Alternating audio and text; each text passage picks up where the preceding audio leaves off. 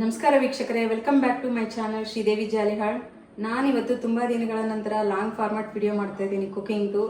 ನಾನಿವತ್ತು ಸಂಕ್ರಾಂತಿ ಸ್ಪೆಷಲ್ ಶೇಂಗಾ ಹೋಳಿಗೆನ ಮಾಡ್ತಾ ಇದ್ದೀನಿ. ಬನ್ನಿ ಹೇಗೆ ಮಾಡೋದು ಅಂತ ನೋಡೋಣ. ನಾನಿಲ್ಲಿ ಒಂದು ಬೌಲ್ನಲ್ಲಿ ಮೈದಾ ಹಿಟ್ಟನ್ನ ತೊಗೊಂಡಿದ್ದೀನಿ. ಅದಕ್ಕೆ ಒಂದು ಚಿಟಿಕೆಯಷ್ಟು ಉಪ್ಪನ್ನು ಹಾಕ್ಕೊಳ್ತಾ ಇದ್ದೀನಿ. ಹಾಗೆ ನೀರು ಹಾಕಿ ಕಲಿಸ್ಕೊಳ್ಳೋಣ. ಇವಾಗ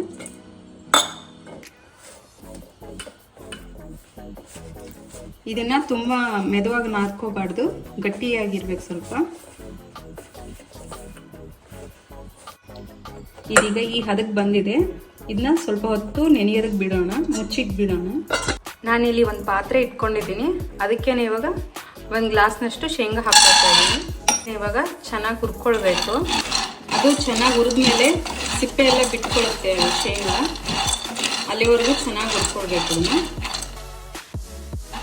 ಚೆನ್ನಾಗಿ ಹುರ್ಕೊಳ್ದೇ ಇದ್ರೆ ಹಸಿ ಹಸಿ ವಾಸನೆ ಇರುತ್ತೆ, ರುಚಿ ಚೆನ್ನಾಗಿರಲ್ಲ. ಇದೆಲ್ಲ ಸಿಪ್ಪೆ ಬಿಟ್ಕೊಳುತ್ತೆ ಅದು ಶೇಂಗಾ ಚೆನ್ನಾಗಿ ಹುರಿದಾದ್ಮೇಲೆ. ಇವಾಗ ಆಗಿದೆ. ಇವಾಗ ಇದು ಶೇಂಗಾ ಹುರ್ಕೊಳ್ಳೋದಾಯ್ತು. ಇದನ್ನ ಇವಾಗ ಒಂದು ತಟ್ಟೆಗೆ ಹಾಕಿ ತಣ್ಣಗೆ ಮಾಡೋಕೆ ಇಟ್ಕೊಳ್ಳೋಣ. ಹುರ್ಕೊಂಡಿರೋ ಶೇಂಗಾನ ಸಿಪ್ಪೆ ಬಿಡಿಸ್ಕೊಂಡು ಮಿಕ್ಸಿ ಮಾಡೋದಕ್ಕೆ ಇಟ್ಕೊಂಡಿದ್ದೀನಿ. ಹಾಗೇನೆ ಇದಕ್ಕೆ ಸಮ ಪ್ರಮಾಣದಲ್ಲಿ ಬೆಲ್ಲ ತೊಗೊಂಡು ಇಟ್ಕೊಂಡಿದ್ದೀನಿ. ಇದನ್ನು ತರಿಯಾಗಿ ಮಿಕ್ಸಿ ಮಾಡ್ಕೊಂಡ್ಮೇಲೆ ಶೇಂಗಾನ ಇದಕ್ಕೆ ಸೇರಿಸ್ಕೊಂಡು ಮತ್ತೆ ಮಿಕ್ಸಿ ಮಾಡ್ಕೊಳ್ಬೇಕು. ಇವಾಗ ತರಿ ಆಗಿದೆ ಅಲ್ವಾ, ಇದಕ್ಕೇನೆ ಇವಾಗ ಬೆಲ್ಲನ ಹಾಕ್ಕೊಳ್ತೀನಿ.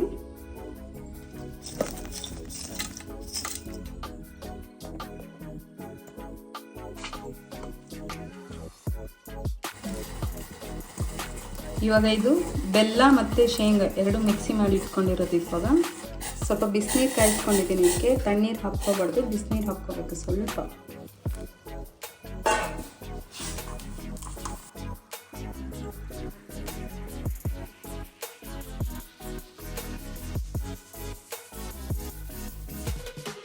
ಕಲಿಸ್ಕೊಂಡಿದ್ದೀನಿ.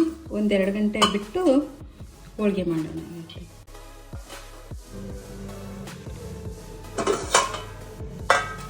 ಇದು ಮಧ್ಯಾಹ್ನನೇ ನಾವು ಕಲಸಿಟ್ಟಿದ್ವಲ್ವ ಶೇಂಗಾ ಮತ್ತು ಬೆಲ್ಲ.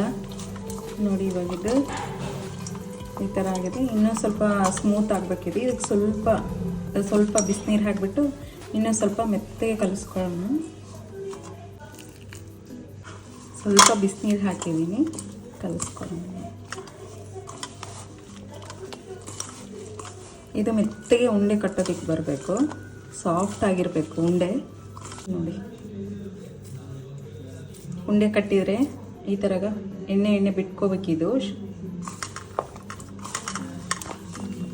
ನೋಡಿ ಇವಾಗಿದು ಫುಲ್ ಸ್ಮೂತಾಗಿ ಉಂಡೆ ಮಾಡೋಕ್ಕೆ ಹದ ಬರೋ ಹಾಗಾಗಿದೆ. ಇವಾಗ ನೋಡಿ ತಗೊಂಡು ಉಂಡೆ ಮಾಡ್ಕೋಬೇಕು. ನಾವು ಹೋಳಿಗೆ ಯಾವ ಸೈಜಿಗೆ ಬೇಕು ನೋಡಿ ಆ ಸೈಜ್ ನೋಡಿ ಉಂಡೆ ಮಾಡ್ಕೋಬೇಕು.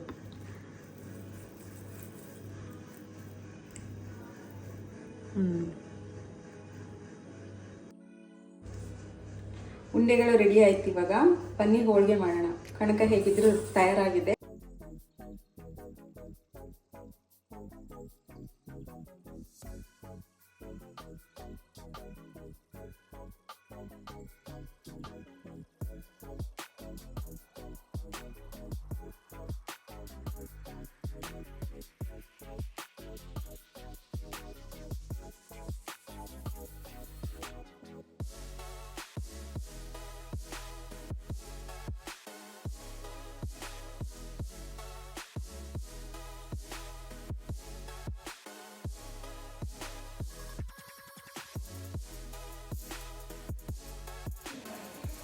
ನಾನಿಲ್ಲಿ ಹಂಚಿನ ಕಾಯೋದಕ್ಕೆ ಇಟ್ಕೊಂಡಿದ್ದೀನಿ.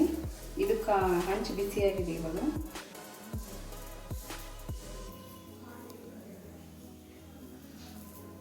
ನಾನಿಲ್ಲಿ ಒಟ್ಟಿಗೆ 3 ಹೋಳಿಗೆಗಳನ್ನ ಹಾಕಿ ಬೇಯಿಸ್ತಾ ಇದ್ದೀನಿ.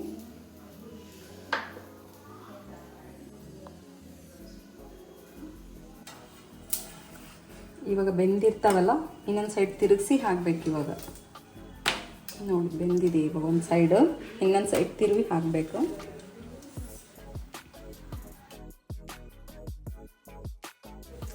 ಈ ಥರ ನಾವು ತಿರುಗಿಸ್ಕೊಳ್ತಾ ಇರಬೇಕು, ಅಂದರೆ ಸುತ್ತಲೂ ಬೇಯುತ್ತೆ ಅದು.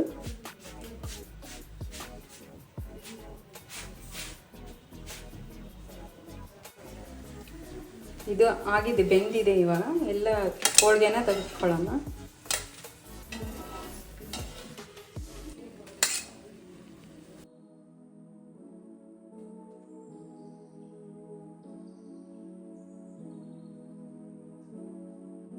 ರುಚಿಯಾಗಿರೋ ಶೇಂಗಾ ಹೋಳಿಗೆ ರೆಡಿಯಾಗಿದೆ.